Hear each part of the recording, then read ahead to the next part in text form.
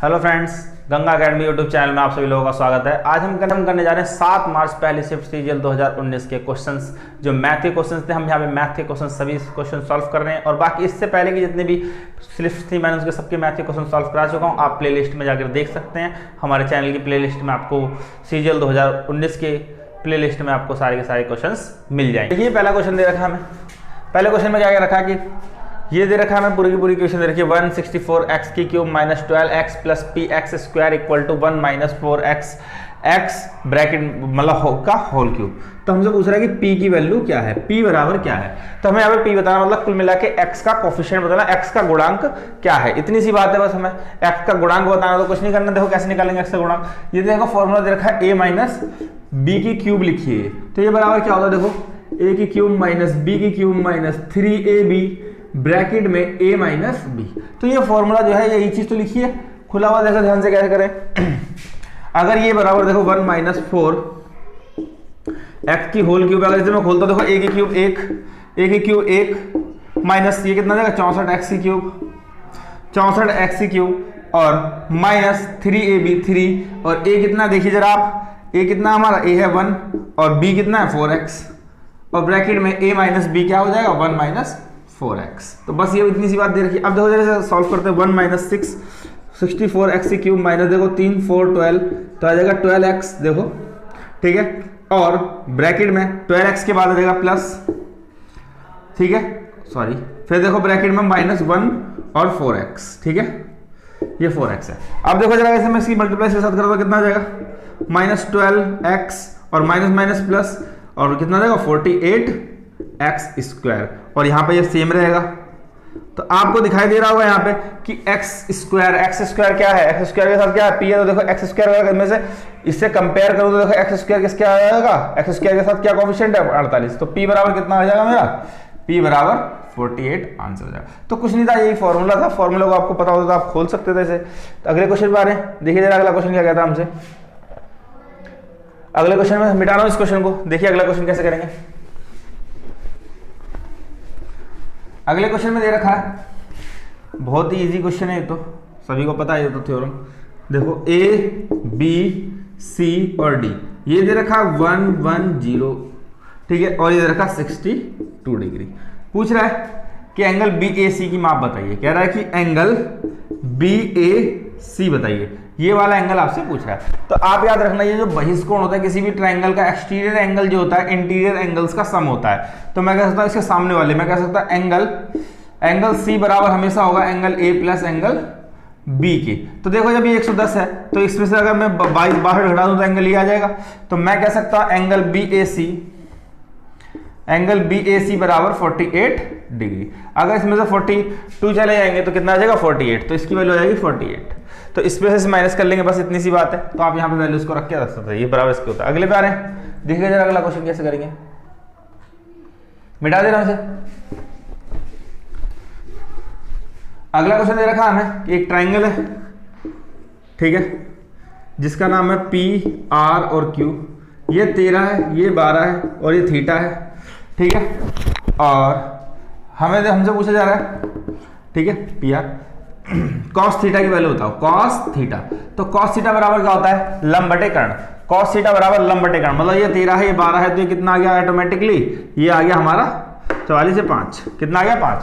तो cos theta होता है लंब बटे कर्ण। लंब कितना है, कॉस थीटा बराबर होता है लंब होते तो हम बोलते हैं परपेंडिकुलर अपॉन में हाइपोटेनियस, ठीक है, और लंब बटे कर्ण हिंदी में बोलेंगे तो लंब कितना आ गया 5 और कर्ण कितना 13। तो कॉस थीटा कितना हो जाएगा 5 बटे 13 इस क्वेश्चन का आंसर था। अगले पे आ रहे हैं, मिटा रहे हैं इसे। अगला क्वेश्चन देखिएगा। अगले क्वेश्चन में दे रखा देखिएगा, एक ट्राइंगल है ABC, A B और C, ठीक है, और ये इस पे 90 डिग्री बना रहा है और हमें दे रखा BC बराबर 6 है और दे रखा है कि AB बराबर AC, AB बराबर AC है, मतलब ये बराबर इसके है। मतलब क्या कह सकते हैं कि आइसोसेल्स ट्रायंगल है, मतलब कि समद्विबाहु त्रिभुज है।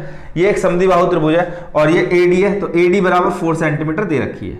क्लियर बात। हमसे पूछा इसने कि AB बताइए, मतलब ये वाली लेंथ बतानी। तो देखो जितनी ये होगी उतनी ये होगी, तो ये दोनों क्योंकि बराबर है, ठीक है। और समद्विबाहु त्रिभुज है, तो समद्विबाहु त्रिभुज की एक प्रॉपर्टी होती है कि अगर उसके शीर्ष से कोई लंब डाला जाए सामने वाली भुजा पर, ये बराबर वाली भुजाओं के सामने से कोई लंब डाला जाए तो ये इसको दो बराबर भागों में बांटता है। अगर ये पूरा का पूरा 6 है, आइए इसको दो बराबर भागों में बांट दे, पूरा का पूरा 6 है तो ये 3 हो गया। और आपको पता है यहाँ पे 90 डिग्री बन रहा है, जब ये 3 हो गया, देखो ये 3 इधर बट गया, ये 4 ये 3, तो क्या कहती है ट्रिपलेट, ये 5। ट्रिपलेट क्या कहती है, एक राइट एंगल ट्रायंगल, तो राइट एंगल ट्रायंगल तो बनना है 3 4 5 के अनुपात में, तो 5 हो गया। पाइथागोरस भी लगा के आप निकाल सकते हैं। तो ए बी बराबर कितना आ जाएगा, ए बी बराबर 5 सेंटीमीटर इस क्वेश्चन का आंसर हो जाएगा। अगले पे चल रहे हैं, देखिएगा अगला क्वेश्चन क्या कहता है, मिटा रहा हूं इस क्वेश्चन को, ठीक है। अगले क्वेश्चन पे वो कहते हैं, अगला क्वेश्चन कह रहा है कि 10 पुरुष 12 महिलाएं एक काम को 10 दिनों में पूरा कर सकते हैं। कह रहा है, कहने का मतलब ये है कि 10 मैन 10 दिन में कर सकते हैं एक काम को, और उसी काम को 12 वुमेन भी 10 डेज में कर सकती हैं। तो कह रहा है कि 5 मैन प्लस 2 वुमेन उस काम को कितने दिन में कर देंगे, बस इतनी सी बात है, ठीक है। तो देखिए जरा, अगर मैं बात करूं तो एक आदमी 10 आदमी 10 दिन में कर रहे हैं, तो एक आदमी कहीं ना कहीं एक काम कर रहा है, सॉरी अगर एक आदमी करेगा तो उसे कितने दिन में कर देगा, 1 मैन को अगर वो काम करना पड़े तो 100 दिन में कर देगा।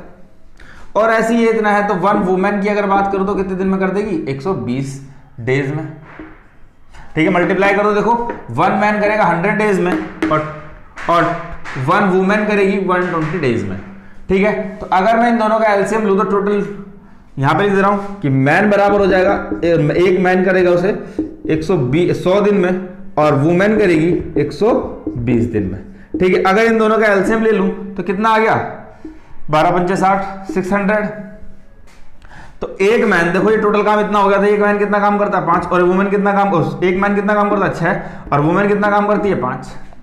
क्लियर है। अब देखो इनकी वैल्यूज मिल गई, तो टोटल काम 600 है, तो ये इससे कराना, देखो एक आदमी 6 काम करता है तो 5 आदमी कितना कर देंगे 30, और प्लस एक वुमेन 5 करती है तो 2 वुमेन कितना कर देंगी 10, तो 40 से डिवाइड करो तो टोटल काम 40 से अगर ये डिवाइड होगा तो कितना आ गया 15 दिन। तो कितने दिन में काम पूरा कंप्लीट हो जाएगा, 15 दिन में। तो ये इस क्वेश्चन का आंसर हो जाएगा, कोई दिक्कत नहीं। देखो दोबारा समझ लो एक बार, 10 आदमी 10 दिन में किसी काम करे तो कह सकते हैं कि एक आदमी 100 दिन में करेगा, 12 औरतें 10 दिन में कर रही है तो एक औरत उस काम को 120 दिन में करेगी, तो वैल्यू, तो मैंने टोटल वर्क निकाल लिया, टोटल वर्क हो गया 600।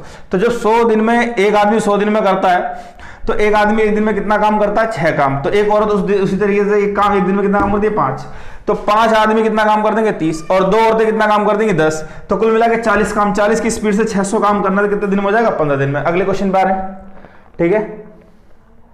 अगला क्वेश्चन देखिएगा, आसान था ये क्वेश्चन, मिटा रहे हैं इसे।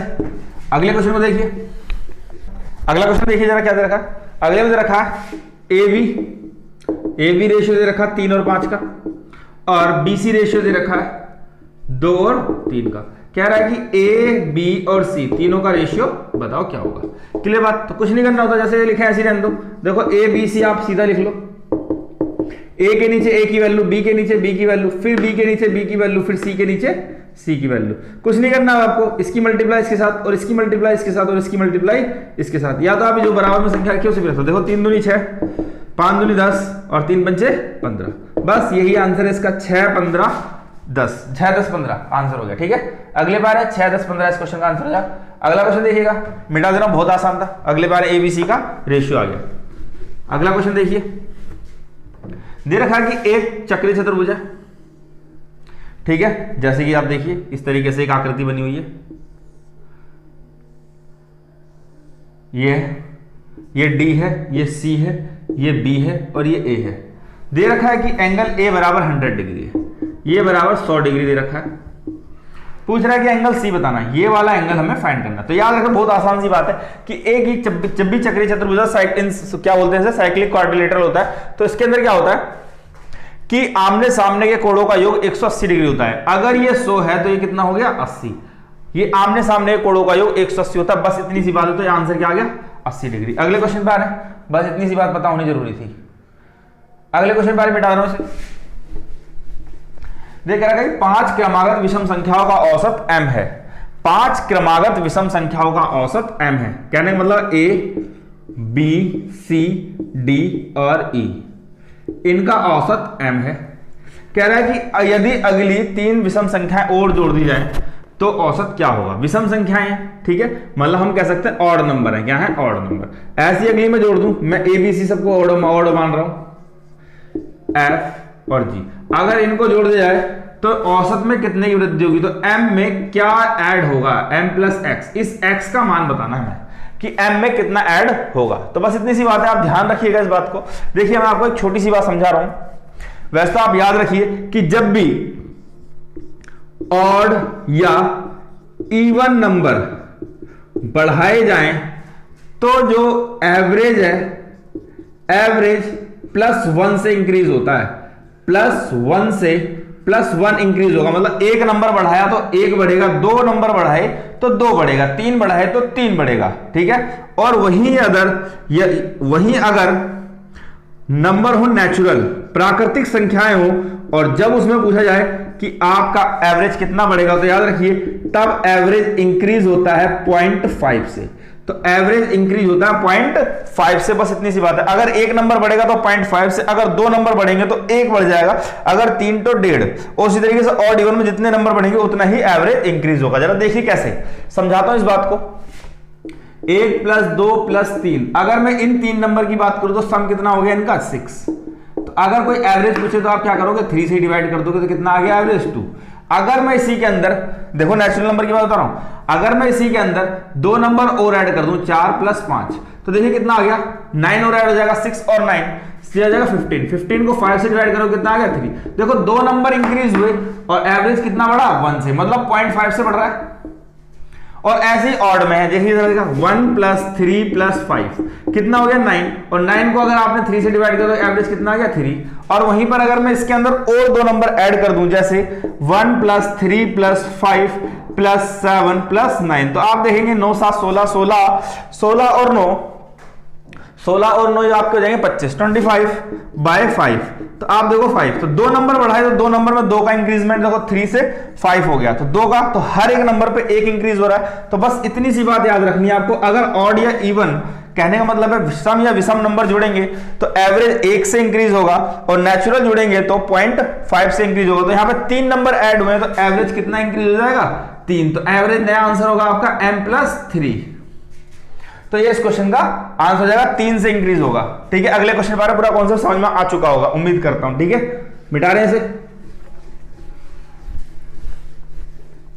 अगला देखिएगा, मिटा देना। अगला देखिए जरा, क्वेश्चन दे रखा सिंप्लीफिकेशन का 3 - 9 - 3 × 8 और डिवाइडेड बाय 2, इसका मान बताना है। कोई बड़ी बात नहीं है, देखो जरा ध्यान से। पहले अंदर ब्रैकेट का सॉल्व करते हैं। तो अगर मैं ब्रैकेट सॉल्व करूं तो आपका बोर्ड मास क्या कहता है? सबसे पहले आप डिवाइड करेंगे तो कितना आ गया? 4, और फिर मल्टीप्लाई करेंगे तो कितना आ गया? 12, और फिर माइनस करेंगे तो -3, और ब्रैकेट में कुल मिलाकर कितना बचा? -3 और 3। देखो माइनस माइनस प्लस, तो 3 + 3 = 6। 6 इस क्वेश्चन का आंसर। अगले पे आ रहे हैं, ठीक है, मिटा देना इसे। अगला क्वेश्चन देखिएगा। अगला क्वेश्चन क्या कहता है? 15 का स्क्वायर माइनस 149 का स्क्वायर। देखो क्या दे रखा है? a का स्क्वायर माइनस b का स्क्वायर। क्या कहता है फॉर्मूला? a का स्क्वायर माइनस b का स्क्वायर। एक बार दोनों को जोड़ लो और फिर मल्टीप्लाई कर दो, एक बार दोनों को घटाकर, ठीक है। बस इतनी सी बात ये कहता है, मल्टीप्लाई, अगर कुछ नहीं तो मल्टीप्लाई, ठीक है, तो मल्टीप्लाई कर दो, बस इतनी सी बात है। एक बार जोड़ूंगा तो कितना आ गया? इन दोनों को जोड़कर 300, और मल्टीप्लाई कर दोनों घटा दो, 151 में से क्या 2, तो आंसर कितना आ गया? 600। 600 इस क्वेश्चन का राइट आंसर। भाई इतनी सी बात थी। अगले पे आ रहे हैं, देखिएगा अगला क्वेश्चन क्या कहता है, मिटा देना से। अगला क्वेश्चन देखिए। अगले क्वेश्चन में अंकित मूल्य 5040, मतलब एफपी दे रखा है, अंकित मूल्य 5040 रुपए, और किसी वस्तु पर 40% की छूट पर बेचने पर एक व्यापारी को वाली वस्तु का 20% का लाभ होता है। मतलब ये कोई वस्तु है, इस पर कोई बंदा किसने बेच रहा है? डिस्काउंट देगा। पहले तो इस पर कितने का डिस्काउंट दे रहा है? डिस्काउंट है इस पर 40% का, और 40% का देने के बाद भी जो शॉपकीपर है उसको 20% का प्रॉफिट हो जाता है। कितने का प्रॉफिट हो जाता है? 20% का प्रॉफिट हो जाता है। तो कह रहा है इसका सीपी कितना है, कॉस्ट प्राइस कितना है। बस इतनी बात है। देखो इतने पे डिस्काउंट दिया, तो पहले डिस्काउंट को देखें कितना आ गया। 40% डिस्काउंट, मतलब 100 डिस्काउंट को हम 100 में से माइनस करते हैं 60/100, और प्रॉफिट होता है, देखो ये सेलिंग प्राइस है, सेलिंग प्राइस सॉरी ये क्या होगा, सेलिंग प्राइस आएगा इससे, और सेलिंग प्राइस से मैं सीपी पे जाना तो रिवर्स मल्टीप्लाई होगी, तो अपॉन एक 20% का प्रॉफिट है तो मतलब 120, क्योंकि प्रॉफिट 100 में ऐड होता है। तो आप देखो इस 100 से ये 100 खत्म, इस 0 से ये 0 खत्म, 6 दूनी 12, और इसका आधा करूंगा तो कितना आ गया, 2 दूनी 4, बचा 1, 2 पंचे 10, 2 दूनी 4 और 2520। कह सकते हैं इसका सीपी कितना है, 2520 रुपए। लेकिन उसने पूछा क्या है, उसने हमसे कुछ और ही पूछा है, उसने पूछा कि लाभ कितने रुपए का हुआ, प्रॉफिट कितने का हुआ है, इस पर प्रॉफिट पूछ रहा है, इस पे कितने का हुआ है उस व्यक्ति को प्रॉफिट। तो कह सकते हैं सर 20% का प्रॉफिट इस पर हुआ है ना, तो इस पर 20% निकाल दो आप, कोई बड़ी बात तो है नहीं। 520 का 20% अगर आप निकालेंगे तो कितना आ जाएगा, ये देखो 4, 2 पंचे 10 की 0 हासिल का 1, 2 दिन 4 1 5, 504 रुपए आंसर आ जाएगा। ठीक है, 20% का प्रॉफिट हुआ तो 504 रुपए का आंसर हो गया। ठीक है, प्रॉफिट पूछा था उसने, मैंने सीपी भी निकाल दिया था, तो उसकी जरूरत पड़ती तब भी। देखो पहले क्या करा मैंने, सीपी निकाल लिया, रिवर्स मल्टीप्लाई कर, फिर उस पर 20% का प्रॉफिट था, तो प्रॉफिट इसने पूछा था कितना प्रॉफिट हुआ, तो मैंने इसी का 20% निकाल दिया, 504 आंसर आ गया। ठीक है, अगले क्वेश्चन पर मिटा दे रहा हूं इसे। देखिए अगला क्वेश्चन देखिए क्या कर रहा है, एक परीक्षा में अनीता को 31% अंक प्राप्त हुए और वह 16 अंकों से अनुत्तीर्ण हो गई। कहने का मतलब है 31% अंक लाई और फेल हो गई कितने से, 16 नंबर से फेल हो गई। फेल कितने नंबर से हो गई, 16 नंबर से फेल हो गई। अगर ध्यान देना 31% प्लस 16 नंबर और जोड़ दूं तो पास हो जाएगी, अनीता पास हो जाएगी, तो मैंने इसमें 16 जोड़ दिए, क्लियर बात, बराबर। अगली बात बोलिए कि 40%, एक सुनीता वो 40% अंक लाई और उसके पास होने से 56 नंबर ज्यादा थे। अगर इसके में से 56 घटा दूं तो ये भी पासिंग बॉर्डर लाइन पे आ जाएगी। देखो अगर ये पास होने पे 16%, 16 नंबर जोड़ के पास हो रही थी बिल्कुल पासिंग मार्क्स पे, और इसके 56 फालतू थे 40% पास होने से, तो मैंने 40 में से 56 इसने घटा दिया तो कितना आ गया, 56। तो मतलब दोनों पासिंग मार्क्स पे, तो बस इतनी सी बात है और कुछ नहीं।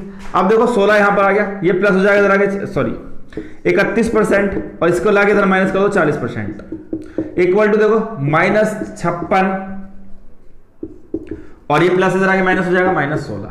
तो माइनस माइनस प्लस तो कितना गया 72, minus minus plus minus minus का, और ये कितना हो जाएगा 9%, वो भी माइनस का, माइनस से माइनस कैंसिल, तो 9% बराबर 72 के है, तो 100% बराबर किसके होगा 800 के।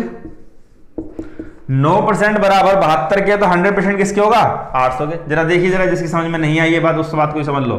देखो जरा ध्यान से, 9% परसेंट के लिए हम लगाते बट्टे में 100 इक्वल टू 72, तो 100% की वैल्यू आ जाएगी, x यहां पे रख लो, तो 72 के साथ 100 मल्टीप्लाई हो जाएगा और अपर में 9 8 72, तो 800 आ गया। ठीक है, तो पासिंग मार्क्स टोटल मार्क्स कितने थे 800, तो x के बाद मार्क्स थे, तो कह रहा है कि पासिंग मार्क्स बताने कि कितने थे, पास होने के लिए कितने मार्क्स चाहिए। तो कुछ नहीं, किसी भी एक इक्वेशन वैल्यू हो जाए तो 40% निकाल के 56 घटा दो, 31% निकाल के 16 घटा दो, 40% निकालूंगा मैं, तो 800 का 40%, ये देखो 320 और -56, माइनस अगर 56 करूंगा तो इसमें 6 गए 4 और 11 में 6 और ये आ गया 264।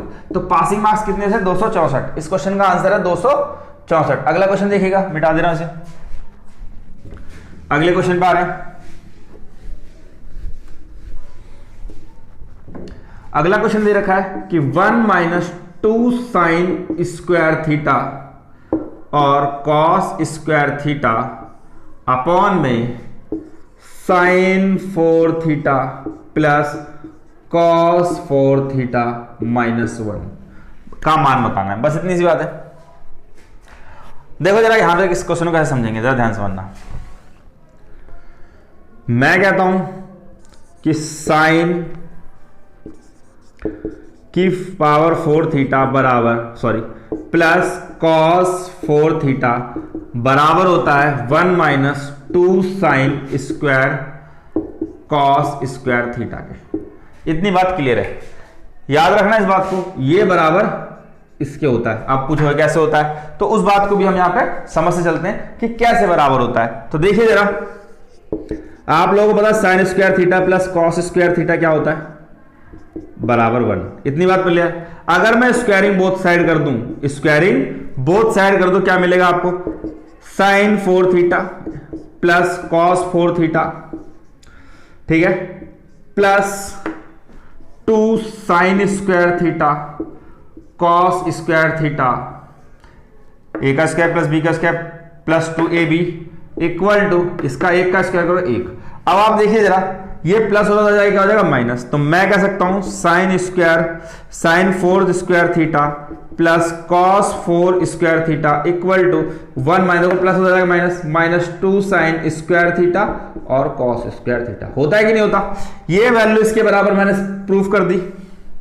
क्लियर बात? अब आप देखिए, इसकी जगह पे मैं इसको रख सकता हूं, इसकी जगह पे मैं इसको रख सकता हूं। तो बस अगर मैं इसकी जगह पे इसको रख सकता हूं तो मैं इसको मिटा के, देखो ध्यान से, मिटाने की जरूरत भी नहीं, मैं यहां पे लिख दे रहा हूं 1 minus sign square theta 2 sine square theta और कॉस स्क्वायर थीटा। सॉरी, कुछ भी रख लो, देखो इसकी जगह पे इसे रख लो या इसकी जगह पे, देखो इसकी जगह पे इसे रख दे रहा हूं मैं, तो बच जाएगा साइन की 4 थीटा और plus cos 4 square theta upon में sine 4 square theta plus cos 4 square theta minus. देखो इससे कट गया तो 1 माइनस 1 क्या आ गया? 0 आंसर आ गया। 0 इस क्वेश्चन का आंसर हो जाएगा। बस इतनी सी बात, जिसको पता थी वो कर लेता।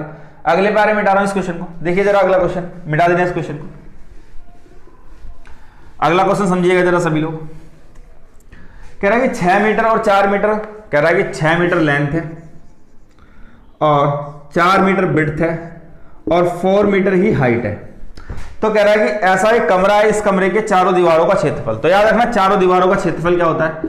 चारों दीवारों के क्षेत्रफल का फॉर्मूला आपको पता नहीं है, चारों दीवारों का क्षेत्रफल। तो याद रखना, चारों दीवारों का क्षेत्रफल क्या होता है? किसी की भी पेरीमीटर में हाइट की मल्टीप्लाई कर दो। क्या मतलब है? पेरीमीटर के अंदर अगर मैं हाइट की मल्टीप्लाई करूं, चारों दीवारों का क्षेत्रफल आ जाएगा। तो पेरीमीटर क्या होता है? उसका तो 2l+b और मल्टीप्लाई h। देखो ये हो गया पेरीमीटर कमरे का और मल्टीप्लाई हाइट। अगर किसी के भी पेरीमीटर में हाइट की मल्टीप्लाई कर दें तो हमें चारों दीवारों का क्षेत्रफल मिल जाता है। तो कुछ नहीं, देखो 2l+b कितना आ गया? 6 और 4, देखो l+b 10 और मल्टीप्लाई 4, तो देखो 10 दूनी 20 और 20 गुणा 4 बराबर 80 सेंटीमीटर स्क्वायर उस चारों दीवारों का क्षेत्रफल हो जाएगा। अगले क्वेश्चन बारे मीटर, ठीक है, मीटर स्क्वायर। अगला क्वेश्चन कराने जा रहा हूं, मिटा दे रहा हूं उसे, ठीक है, आसान था। अगला क्वेश्चन देखिएगा जरा सभी लोग। दे रखा कि 9 2 5 x 8 5। क्लियर है? अगर ये नंबर 11 से डिविजिबल है, किससे? 11 से डिविजिबल है। 11 से डिविजिबल है तो x का न्यूनतम मान बताना, मतलब कम से कम मान बताना है। तो हम कह सकते हैं minimum value of x find करनी है। तो कुछ नहीं, जरा देखिए जरा कैसे करेंगे इस क्वेश्चन को हम सॉल्व। मैं थोड़ी इंक डाल लेता हूं।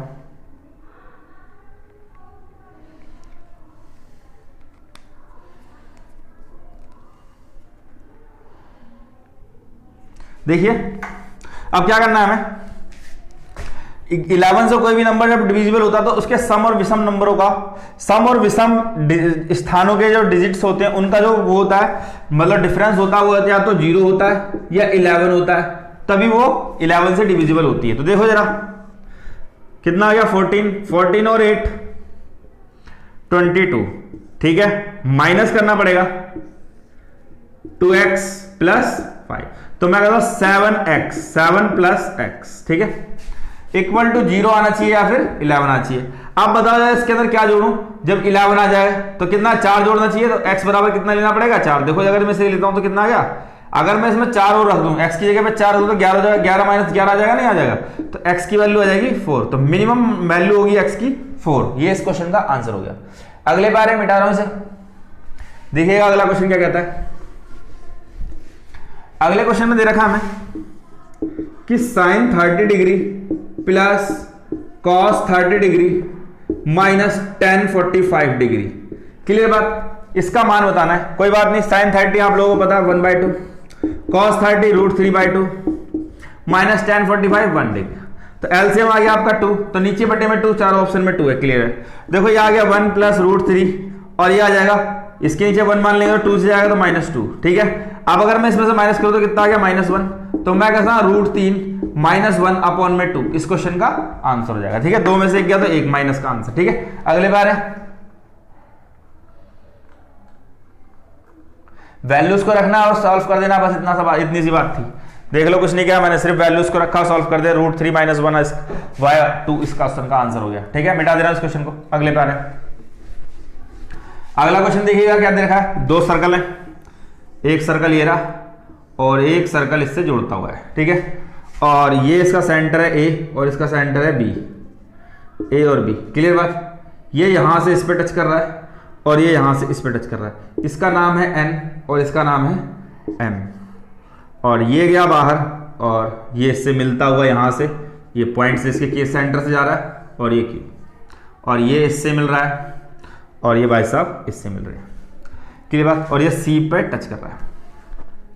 ए बी का मान बताना है, ये यहां से लेके यहां तक बताना है कि ये ए बी की वैल्यू कितनी है, यहां से यहां तक की वैल्यू बताना है, दोनों की रेडियस का जोड़ बताना है, कुल मिला के कितनी बात है। तो इसमें कुछ दे रखा है, बी क्यू बराबर आपको दे रखा है 10, पी ए बराबर 17 दे रखा है, पी ए बराबर 17, मतलब यहां से लेके यहां तक की लेंथ कितनी है 17, पी ए बराबर 17 है। और एन क्यू 8 है, एन क्यू कहां पर है, ये रहा, एन क्यू 8 है और पी ए 17 और एम पी 15 है, एम पी ये 15 है, क्लियर बात। अब बस इतनी सी बात है, कुछ नहीं। देखो ये 17, कोई भी अगर सेंटर से रेखा खींची जाए परिधि पर तो वो 90 डिग्री का एंगल बनाती है, बात आप बांध लो गांठ, इस बात की तो आप गांठ बांध लो फटाफट, ठीक है। तो सेंटर से खींची तो 90 डिग्री बनाती है, तो एक राइट एंगल ट्राइंगल हो गया। ये 17 ये 15 तो 289 15 तो कितना आ गया 8, क्लियर बात। ये 8 हो गई, रेडियस कितनी हो गई 8। मैं कह सकता हूं यहां से लेके यहां तक की लेंथ कितनी हो गई, तो ये भी तो रेडियस ही है 8, क्लियर बात। अब ऐसे देखो ये भी 90, 8 10 ट्रिपलेट क्या कहती है 100, 100 में से 8 के 64, 100 में से 8 के तो 100 में 64 तो कितना है 6, 36 36 का 6, तो ये यहां से यहां तक 6, तो मैं कह सकता हूं यहां से ये भी तो रेडियस है, ये 6। तो बस अब इन दोनों को जोड़ लो, 8 और 6 कितना हो गया 8 + 6 कितना आ गया 14। इस क्वेश्चन का आंसर हो गया। अगले पे आ रहे हैं, बस इतना सा क्वेश्चन था, कुछ बात नहीं थी। देखिएगा अगला क्वेश्चन मिटा देने से, अगला क्वेश्चन देखिएगा, बस इतनी सी बात थी। अगला क्वेश्चन है 5000 रुपए की राशि को एक वर्ष के अंत में साधारण ब्याज पर 4000 रुपए प्राप्त होता है, एक 2 वर्ष के अंत में, ठीक है। देखो प्रिंसिपल दे रखा आपको 50,000 और इस पे आपको एसआई मिला है कितना 4000 रुपए का, 4000 रुपए का एसआई मिल रहा है। टाइम भी दे रखा आपको 2 साल का। कह रहा है कि यदि यह पैसा चक्रवृद्धि ब्याज पर दिया जाता और यदि यह पैसा चक्रवृद्धि ब्याज पर दिया जाता इसी रेट ऑफ इंटरेस्ट से, तो ब्याज कितना होता। बस इतनी सी बात है। तो पहले रेट ऑफ इंटरेस्ट निकाल लो, आपको आर फाइंड करना पड़ेगा। आर बराबर होगा 50,000 रुपए कितने का मिल रहा है 4000 का, मतलब एक जब 4000 का 2 साल में मिल रहा है तो 1 साल में 2000 मिल रहा होगा, क्लियर बात। 1 साल में 2000 मिल रहा होगा क्योंकि एसआई जो है वो बराबर मिलता है हर साल। बस इतनी सी बात है। 2 जीरो से 2 जीरो काट लो फटाफट और इससे 1 काट लो, ये कितना आ गया 1 जीरो से एक और कटेगी तो 5 चौक 20, तो 4 आ गया। 4% रेट ऑफ इंटरेस्ट कितनी हो गई 4%, 4% रेट ऑफ इंटरेस्ट हो गई।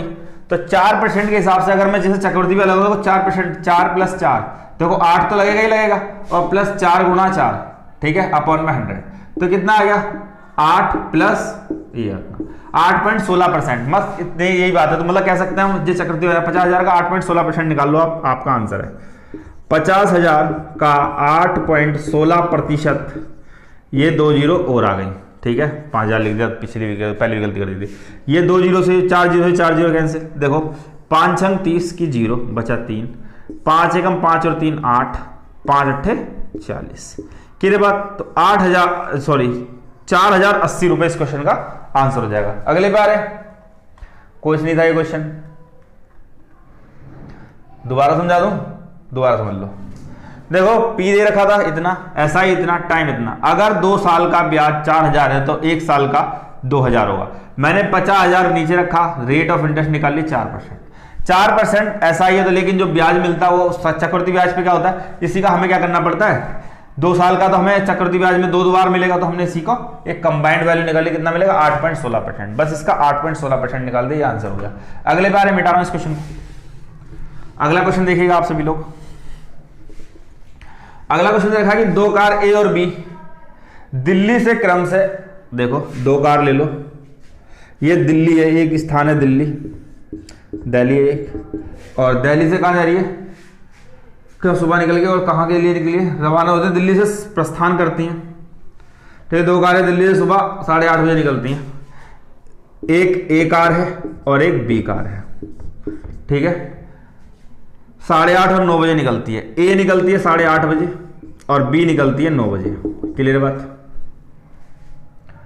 और ये चलती है 40 किलोमीटर प्रति घंटे की स्पीड से, इसकी स्पीड दे रखी है 40 किलोमीटर प्रति घंटा, और इसकी स्पीड है 50 किलोमीटर प्रति घंटा। ये 1 घंटे में 50 किलोमीटर जाती है, ये 1 घंटे में 40 किलोमीटर जाती है।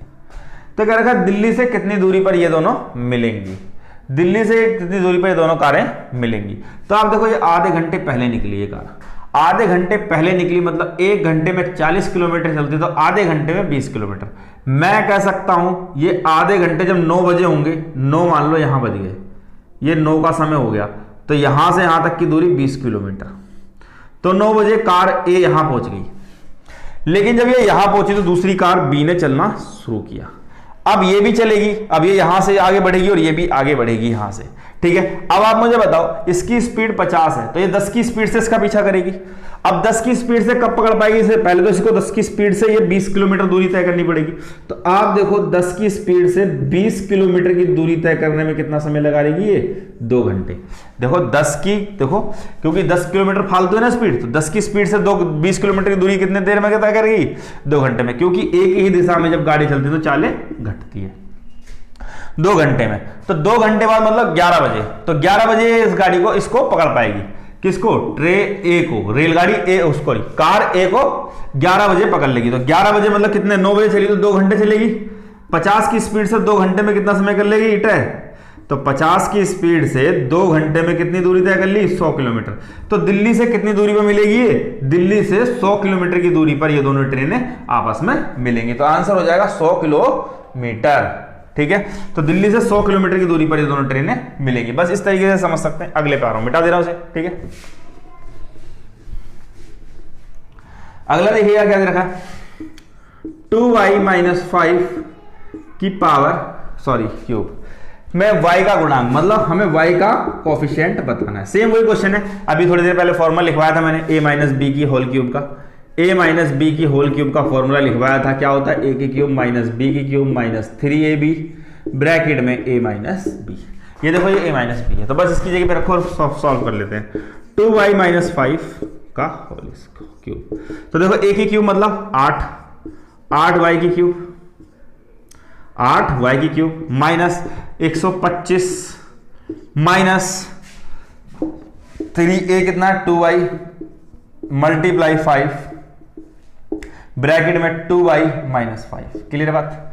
अब देखो ये तो सेम एज इट इज उतार दो, 8y की क्यूब माइनस 125, सॉरी ये 125 है, 125 माइनस 3 दूनी 6, 6 तियां 6 पंचे 30, तो ये हो गया 30y, 3 दूनी 6, 6 पंचे 30, ये हो गया 30y और ब्रैकेट में 2y - 5। अगर इसे मैं और सॉल्व करूँ तो देखो ये सेम एज इट इज उतर जाएगा, y की क्यूब माइनस 125। अब देखो 30 दूनी 60, तो 60y स्क्वायर हो जाएगा माइनस 60y स्क्वायर और माइनस ये देखो ये भी माइनस, ये भी माइनस, तो कितना हो गया प्लस, माइनस माइनस क्या हो गया प्लस, तो 3 पंचे 15, 150 y, तो y का मान कितना आ गया 150। तो y के साथ कौन सा कोफिशिएंट है 150, तो y की वैल्यू कितनी आ गई 150। बस इतनी सी बात थी, ये क्वेश्चन था, ठीक है। क्वेश्चन क्या दे रखा है, अगला क्वेश्चन दे रखा है 11,664 रुपए के 18 पंखे बेचने पर किसी व्यापारी को 10% की हानि होती है। देखो ये सेलिंग प्राइस है, सेलिंग प्राइस से अगर मैं रिवर्स मल्टीप्लाई करूँ 10% पर लॉस को हम 100 में से घटा 10% रिवर्स मल्टीप्लाई करेंगे तो सीपी पे पहुंच जाएंगे। और कह रहा है कि इसी पर 10% का प्रॉफिट बेचने पर, अगर वो 10% के प्रॉफिट पर इसे बेचता तो 17,424 रुपए के कितने पंखे बेचता, ठीक है। तो अगर मैं यहाँ से एक पंखे का प्रॉफिट मूल्य निकाल लूँ और इसको डिवाइड कर दूँ तो आंसर आ जाएगा। तो क्लियर है बात, इतना सा क्वेश्चन। देखो 1 0 से 1 0, इस 1 0 से 1 0, इससे 1 0, 3 0 से 3 0 कट चुकी हैं पूरी। अब आप देखिए 18 छक्का 108 बचा 8, 18 चौक 72, 18 चौक 72 और बचा कितना 8 से 14, 18 अट्ठे 144। क्लियर बात। अगर मैं इसे और सिंप्लीफाई करूँ तो देखेंगे 9 9 7 63, 9 2 18, 72 और 11, 72 गुणा 11 में करूँगा तो क्या है 11 दूनी 22 का 2, 11 दूनी 22 का 2 बचा 2, 11 7 77 और 2 89। तो मतलब एक पंखा इतने का उसे बेचना होगा। तो उसने तो हमसे पूछा है कि 17,424 में कितने पंखे बेचे जाएंगे। तो 17,424 को किससे भाग करना है हमें 792 से, किससे 792 से। अगर मैं इसे 792 से डिवाइड करूंगा तो आएगा 22, तो क्या आ जाएगा 22 पंखे इस क्वेश्चन का आंसर हो जाएगा। आप लोग भाग करके देख लेंगे तो भाग करने से 22 आ जाएगा। ठीक है, तो ये थे हमारे, ये हो गया क्वेश्चन। तो हमारे ये थे क्वेश्चन सीजीएल 2019 7 मार्च पहली शिफ्ट के जितने भी क्वेश्चंस थे मैंने यहाँ पे मैथ के सारे क्वेश्चंस करा दिए हैं। तो आप सभी लोग इन क्वेश्चंस की एक बार खुद से भी प्रैक्टिस कीजिएगा और बाकी के जो आगे की शिफ्ट के क्वेश्चंस हैं वो भी मैं कराऊंगा। ठीक है, तो बाकी आप हमारे चैनल को सब्सक्राइब करें, लाइक करें और शेयर करें ज़्यादा से ज़्यादा हो सके। धन्यवाद।